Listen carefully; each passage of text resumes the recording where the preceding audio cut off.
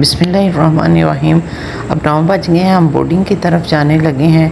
और यहाँ पर देखें माशाल्लाह अल्हम्दुलिल्लाह हमारी बोर्डिंग हो गई है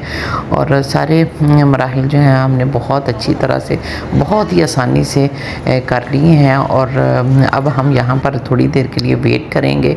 और फिर हम इशा की नमाज़ पढ़ेंगे, 2 रकात नमाज नफल अदा करेंगे और एहराम जो है वो बांध देंगे और इसके बाद अब हम जहाज़ की तरफ जा रहे हैं। तो ये देखें जहाज़ में हम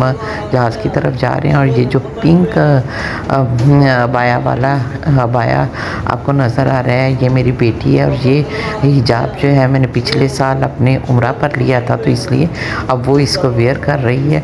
लेकिन वो अपना फेस नहीं दिखाना चाहती, आपको बाय से हिजाब से पता चल रहा है। और ये पीआईए का जहाज़ है और मुझे तो बहुत पसंद आया, बहुत खुली सीटें हैं इसकी और बहुत ही मज़े की सीटें हैं। तो फिर नेक्स्ट देखते हैं कि अब हमारा सफ़र जो है वो कैसा रहता है और जहाज़ में हमें क्या खाने के लिए मिलता है और ये भी देखना है कि क्या पीआईए का खाना जो है वो कैसा